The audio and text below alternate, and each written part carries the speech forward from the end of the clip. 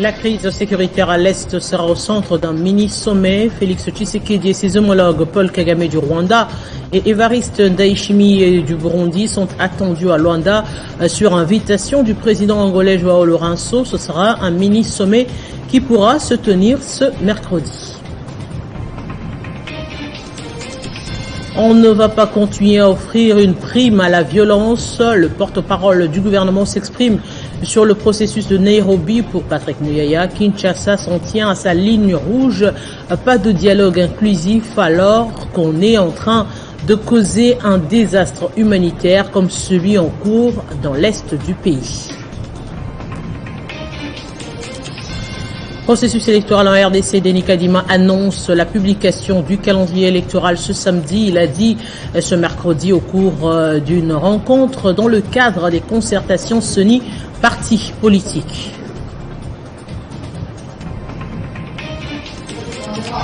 Et puis Covid-19, la 6e vague a été confirmée au pays. La déclaration est du ministre de la Santé qui appelle la population à prendre des mesures qui s'imposent. Merci de nous rester fidèles. La situation sécuritaire dans l'est de la RDC, ouverture ce mercredi à Luanda, en Angola. Félix Tshisekedi et Paul Kagame y sont attendus sur invitation de leur homologue angolais João Lourenço, médiateur de l'Union africaine. Au menu, un plan d'action pour la paix mis en mal par l'activisme du M23 et le rétablissement des bonnes relations. Ce mini-sommet sera organisé à la suite des visites de travail effectuées par João Lourenço, qui avait présidé également la conférence internationale sur la région des Grands Lacs le 11 et 12 novembre dernier à Kinshasa et Kigali. Kigali a affirmé mardi qu'il était hors des questions de discuter avec les rebelles du M23 tant qu'ils ne se seraient pas retirés des zones qu'ils occupent dans l'est de la RDC. Déclaration du porte-parole du gouvernement Patrick Muyaya. Qui a atterri en détresse parce que l'un des moteurs menaçait de prendre feu, donc la température était élevée anormalement. C'était le vendredi dernier, et donc l'aéroport le plus proche où ils avaient demandé à atterrir, c'est l'aéroport de Namboka à Kisangani. L'avion comptait 9 membres d'équipage qui venaient, je pense, de l'île de Réunion, qui devaient passer par Bujumbura à N'Djamena. C'était un vol de routine d'après les rapports qui étaient faits. L'avion a été fouillé ou inspecté par les services, notamment de la DGM. Il y avait 9 passagers, 4 membres d'équipage et 5 autres pilotes qui devaient être qui devaient relayer d'autres dans la destination finale et qu'il n'y a pas de matière à panique. L'avion est en panne, ils attendent une intervention qui doit venir de Paris avec les matériels pour remplacer le matériel défectueux. Et d'ailleurs, nos forces armées ont pris en charge les membres d'équipage, notamment en leur offrant de rester dans des hôtels dans des conditions. Donc, ce que j'ai lu sur les réseaux sociaux n'est pas la vérité. Nous pourrons évidemment vous partager les autres détails si besoin il y a, parce que le président du Conseil national de suivi de l'accord, Joseph Olingankoy, a consulté ce mardi 22 novembre dans son bureau de travail Franck Diongo et Kinké Mulumba. Au menu de leurs échanges, l'agression rwandaise. Ces deux personnalités politiques ont chacun donné une stratégie pour faire face à cette situation. Après l'opposant farouche Martin Fayulu, le Conseil national des suivis de l'accord du processus électoral poursuit ses consultations avec les acteurs politiques congolais. Cette fois, c'est le tour de notre opposant Franck Diongo. En quête de l'unité nationale en vue de faire face à l'agression dont est victime la RDC dans sa partie Est, les échanges ont donc porté sur toutes les questions de l'heure. La position, la compréhension de notre mouvement par rapport à la question de la balkanisation. Et nous avons profité de l'opportunité en réponse aux besoins de l'Engakoy pour montrer le schéma de sortie des crises. En termes clairs, nous avons expliqué aux besoins de l'Engakoy ce qui suit. 1. Balkanisation. Je déplore toutes les institutions qui se limitent à l'agression. C'est pas suffisant. Dans la même journée, le président du CNSA, Olingankoy, a reçu un autre leader politique, Kinké Mulumba. Après discussion, les deux personnalités ont réfléchi sur les stratégies à mettre en œuvre pour répondre à la situation d'agression. A dit des vérités sur notre pays et il porte en lui les solutions qu'il faut à ce pays. Il nous a écoutés, nous lui avons promis de lui déposer d'ici 2 jours maximum un document, mais il va écouter tout le monde, tous ceux qu'il pense représenter la nation. En définitive, la classe politique s'est dite prête à prendre les armes politiques et sociales au nom de la souveraineté nationale. Situation sécuritaire dans l'est de la RDC, la scolarité des enfants perturbée depuis le début de la rentrée scolaire en septembre dernier dans le territoire de Niragongo, où la population déplacée occupe 12 écoles privant près de 46 000 enfants d'étudier. Des salles de classe transformées en habitations par des réfugiés de guerre. Selon l'UNICEF, ces enfants qui sont au point de perdre leur année scolaire appellent l'État à trouver une solution idoine pour résoudre ce problème. La 6e vague de la Covid-19 a été confirmée en RDC par le ministre de la Santé. C'était à l'issue d'une réunion d'évaluation avec le chef du gouvernement et les acteurs membres du multisectoriel contre la Covid-19. La population est appelée au respect strict et au respect des gestes barrières. La réunion de ce jour s'est tenue autour du Premier ministre, réunissant plusieurs ministres et tous les acteurs membres du comité multisectoriel de riposte contre la Covid-19. Cette réunion a tout son sens au regard des chiffres qui s'élèvent depuis 4 semaines durant des cas Covid-19 positifs. Il était important d'évaluer la situation. Nous avons remarqué cette hausse des cas, mais à ce jour, nous rassurons la population parce que malgré qu'on a plus ou moins des cas élevés, mais le taux de létalité est faible.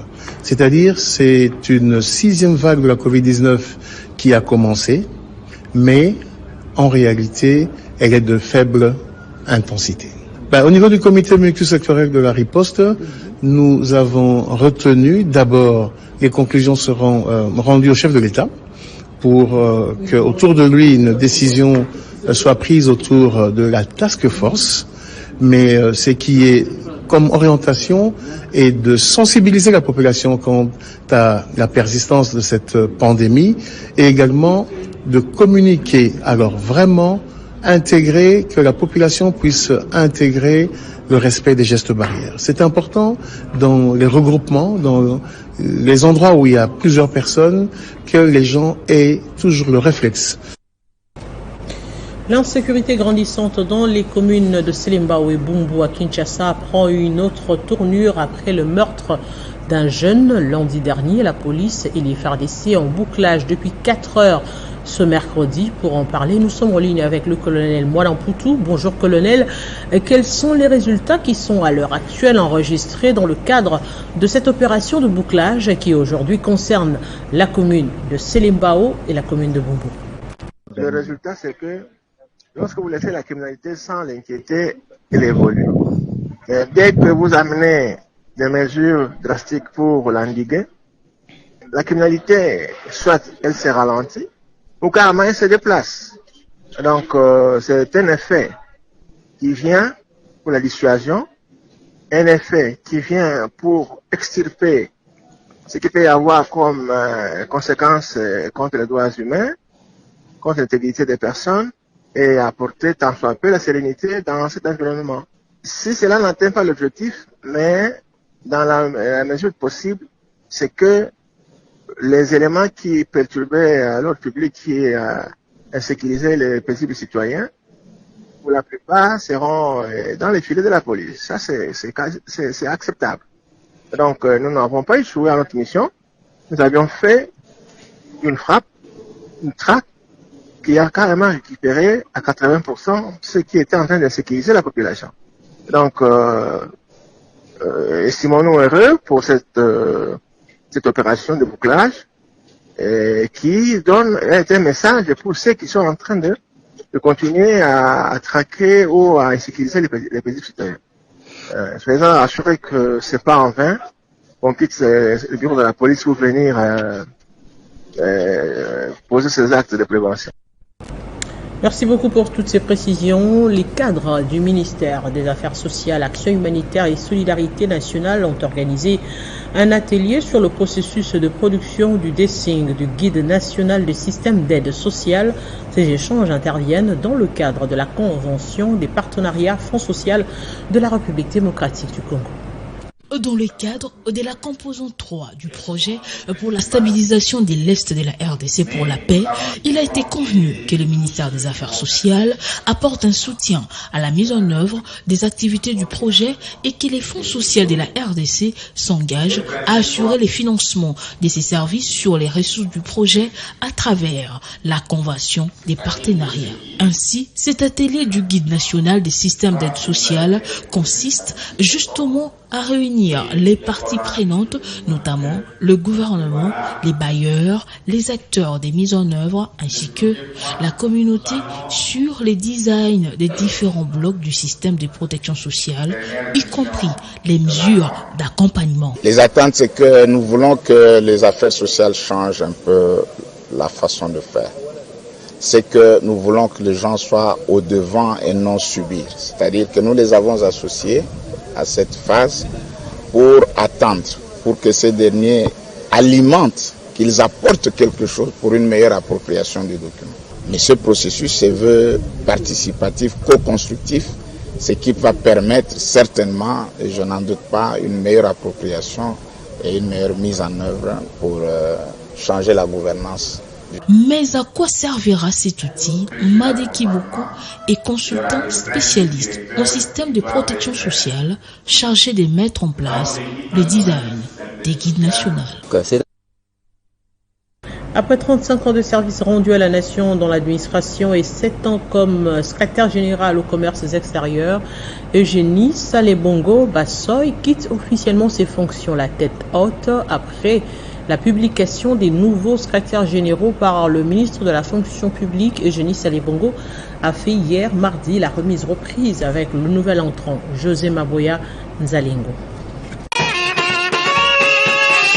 À l'âge de la retraite, Eugénie Salebongo a successivement, loyalement et légalement franchi les escaliers graduels de l'avancement promotionnel et grimpé toutes les étapes avant d'être portée à la tête du secrétariat général au commerce extérieur, de l'attaché d'administration à la 2e classe, passant par le chef des bureaux jusqu'au chef des divisions, directeur et secrétaire général, aujourd'hui secrétaire émérite. Je vous remercie beaucoup de votre collaboration. Vous m'avez accueilli. Quand vous m'avez compris, vous m'avez accueilli. Et chaque fois que je faisais appel à vous, vous veniez et nous débattions pour trouver des solutions. Certes, nous avons cheminé ensemble dans un esprit d'équipe qui était tout le temps à côté de vous, aux côtés des agents, pour leur parler. Avant de partir, Eugénie Salebongo a eu des éloges de la part des membres des syndicats au commerce extérieur. Nous voulons vous présenter de tout cœur toutes nos félicitations au nom des agents et cadres du ministère du commerce extérieur au secrétaire général. Recevez de vives félicitations pour cette cote supérieure. Il faut noter que ce changement est dû à un arrêté signé par le vice-premier ministre en charge de la fonction publique, Jean-Pierre Liaou, signé le 18 novembre 2022, portant mise en place générale des nouveaux secrétaires généraux affectés dans des différentes administrations publiques de la République démocratique du Congo. Et puis le gouvernement va publier le salaire de tous les agents publics, de l'huissier jusqu'au chef de l'État. Le ministre des Finances, Nicolas Kazadi, a annoncé avoir reçu l'instruction du président de la République de rationaliser les dépenses publiques de l'État. Il a confirmé qu'à l'issue de l'adoption du budget, de manière à être plus clair et transparent vis-à-vis de la publication. Cette publication interviendra lorsque le projet du budget de l'exercice 2023 qui est en cours d'examen au Parlement sera voté. Et c'est aux alentours de 4 heures du matin, hier mardi, qu'un incendie s'est déclenché dans 4 magasins de vente de pièces de réchange situés au rond-point qui pointe à direction Assosa en face de l'établissement Zolatima. Eh bien, le bilan fait état de quelques dégâts matériels.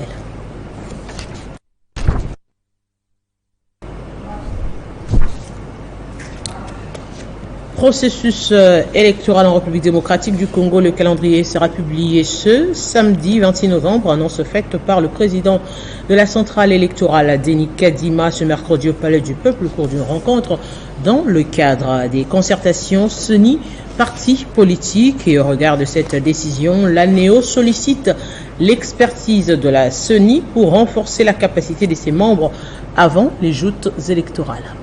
Éviter la contestation après la publication des résultats des élections de 2023, c'est l'objectif de ces séminaires organisés par l'ANEO en collaboration avec les experts de la Commission électorale nationale indépendante. Au cours de ce séminaire, les experts ont insisté sur 2 points importants dont la révision du fichier électoral et celle de la loi électorale. La CENI se voit dans l'obligation de retoucher les fichiers électoraux. Pour elle, cet exercice s'impose du fait de l'existence de nouveaux partis politiques et la création de regroupements de partis, mais aussi du fait que plusieurs jeunes qui étaient mineurs en 2018 sont devenus aujourd'hui majeurs et éligibles pour voter en 2023. Identification et enrôlement des électeurs. Contrairement au cycle électoral de 2018, pour 2023, le seuil de représentativité est formel. Tout parti ou regroupement politique qui n'aura pas aligné 300 candidats députés sur l'ensemble du pays verra sa liste être invalidée par la CENI. Bien plus encore, si ce parti politique ou regroupement n'atteint pas 60%, exigé, soit 350 000 voix sur l'ensemble de la République, ce parti ne sera pas validé pour des quotas à la députation. Voilà pourquoi l'ANEO doit prendre toutes les précautions pour former des témoins et observateurs et être prêt pour cette bataille électorale. Décès de Tarsis Kassongo Mwema avant son inhumation en France. Eh bien, ces obsèques sont intervenues à Kinshasa, ici, où un hommage solennel est rendu à l'ancien porte-parole du chef de l'État et président du conseil d'administration de l'agence congolaise de presse à l'Esplanade de la clinique Kinoaza. C'est un moment émouvant parce que Kassongo pour moi c'est à la fois un grand frère, une icône, mais également un modèle. Et donc je viens de lui rendre hommage et je remercie la République de l'avoir fait. Le président lui-même est arrivé, toute la République, tout le gouvernement. Et donc tout est accompli, il va se reposer, il a tout donné et il a aussi la reconnaissance de la nation.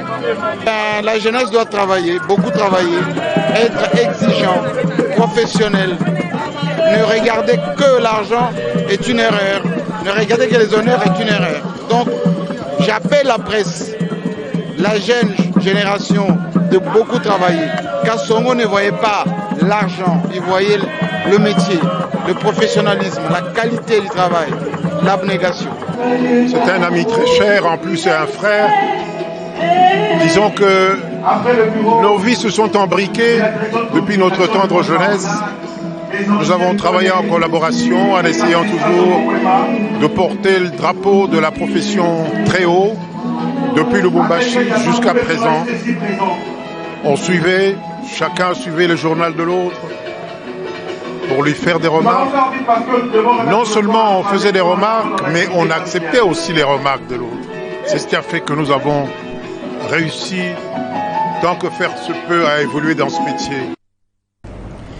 Direction les États-Unis d'Amérique où un homme armé a tué plusieurs personnes dans un supermarché appelé Wilmar dans la soirée d'hier en plein cœur d'une ville de l'État américain de Virginie.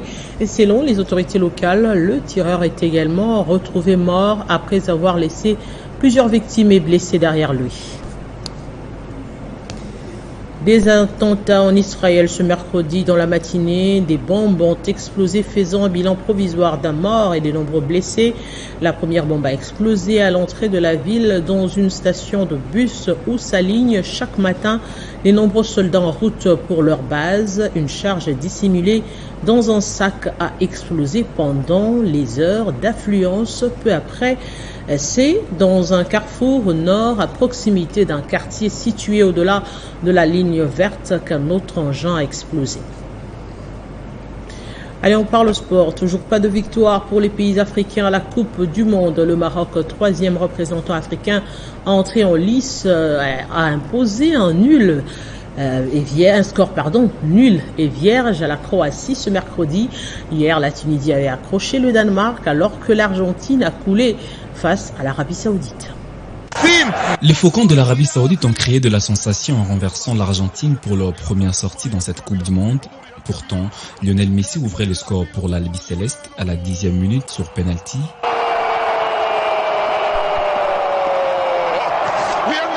Mais les Faucons vont changer la donne en 5 minutes seulement en marquant 2 buts au 48e et 53e minute de jeu.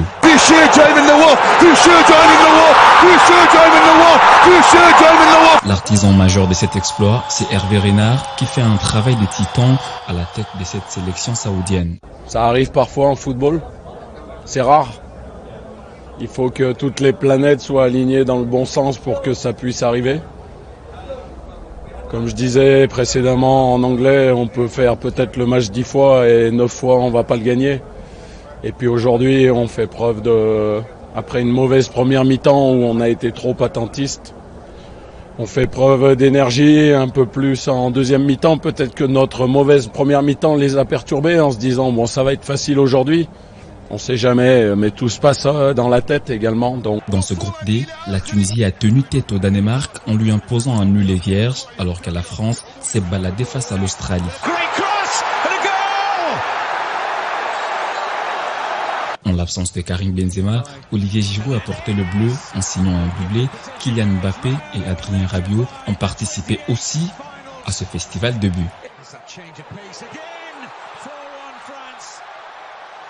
Allez, on prend les rappels des principaux titres. La crise sécuritaire à l'Est sera au centre d'un mini-sommet. Félix Tshisekedi et ses homologues Paul Kagame du Rwanda et Evariste Ndayishimiye du Burundi sont attendus à Luanda sur invitation du président angolais João Lourenço. Ce sera un mini-sommet qui pourra se tenir ce mercredi. Au cours du briefing hebdomadaire du gouvernement, le porte-parole du gouvernement a donné des précisions sur l'avion français qui a atterri à Kisangani. Eh bien, pour Patrick Mouyaya, il n'y a pas de matière à paniquer. Eh bien, l'aéronef était en panne et devait absolument atterrir à l'aéroport le plus proche. Processus électoral en RDC, Denis Kadima annonce la publication du calendrier électoral ce samedi. Il a dit ce mercredi au cours d'une rencontre dans le cadre des concertations CENI, partis politiques. Et Covid-19, la 6e vague a été confirmée au pays. La déclaration est du ministre de la Santé qui appelle la population à prendre des mesures et qui s'imposent. La suite, c'est la revue de presse.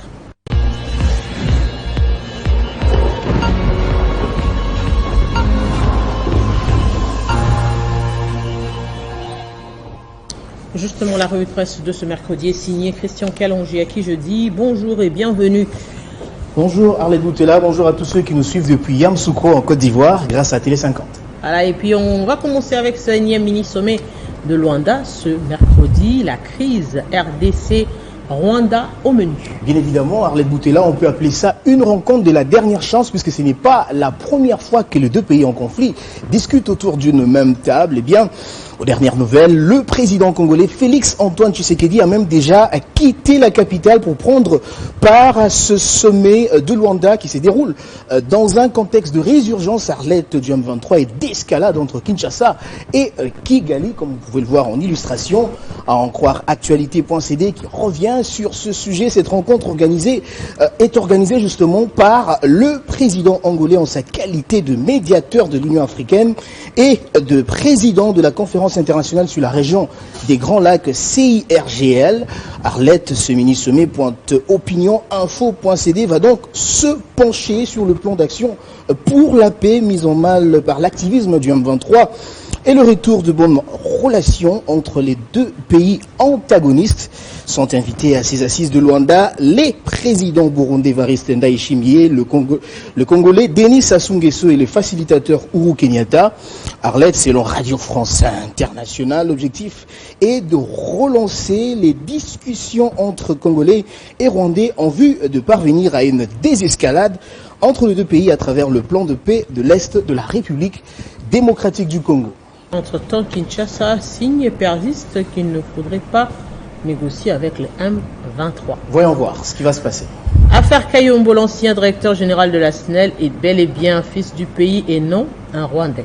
Vous l'avez dit, cette information vient donc couper court à toute rumeur faisant état d'une prétendue nationalité rwandaise qu'il aurait, eh bien, il n'en est nullement question d'après nos confrères du journal Le Défi congolais, ressortissant de la tribu Karunda du Kapanga dans la province du Lualaba. Jean Bosco Kayombo, ancien directeur général de la SNEL, plus de 30 ans dans cette société, fils de Kayom Mouton Paulin et de Karoum Kon, sa mère aussi originaire de Karunda dans la province du Lualaba, a vu sa nationalité lui être retirée par une simple publication sur Facebook. Arlette, une fake news pour signer sa mort à la prison centrale de Makala, s'interroge ce quotidien d'information générale. Ce journal rapporte, Arlette, que cette fake news a été relayée par plusieurs communicateurs proches du parti au pouvoir, l'UDPS, tentant ainsi de donner une crédibilité à une publication qui était tout sauf crédible. Un gros mensonge cousu de fil blanc et couché sur les lignes de cette page Facebook qui ne ressemble et ne représente un média, renchérit ce journal. Allez, on prend la direction de la Chine où des grandes manifestations et heurts sont signalées dans les plus grandes usines du téléphone iPhone, ou plutôt de iPhone de la marque Apple aujourd'hui. Les faits ont eu lieu, vous l'avez dit aujourd'hui, c'est France24.com qui rapporte cette information. Eh bien, des centaines d'employés ont manifesté leur colère mercredi en Chine contre les conditions de vie et de travail dans la plus grande usine d'iPhone au monde, propriété du sous-traitant taïwanais Foxconn, soumise à des fortes restrictions anti-Covid-19. L'usine se trouve à Zhengzhou, capitale de la province de Henan. Il s'agit d'un immense site industriel, Arlette, surnommé iPhone City, qui emploie généralement quelques 200 000 personnes, dont la plupart résident sur place dans des dortoirs. Le Parisien qui titre sa une, il frappe des gens heure en Chine lors d'une manifestation dans la plus grande usine d'iPhone, a fait savoir que les protestataires ont demandé le respect de leurs droits. Il renseigne que des affrontements ont eu lieu avec les forces de l'ordre. Visiblement, Arlette, ce n'est pas qu'en RDC où les conditions sociales posent problème. Et surtout quand il s'agit des grandes marques, très souvent, il s'y cache beaucoup de choses derrière. Grand merci à vous pour cette sélection. Je vous en prie, Arlette. Et mes téléspectateurs, c'est un réel plaisir de vous présenter ce journal qui est déjà terminé d'ailleurs. Nous vous disons encore merci de nous avoir suivis et surtout, très bonne suite de nos programmes.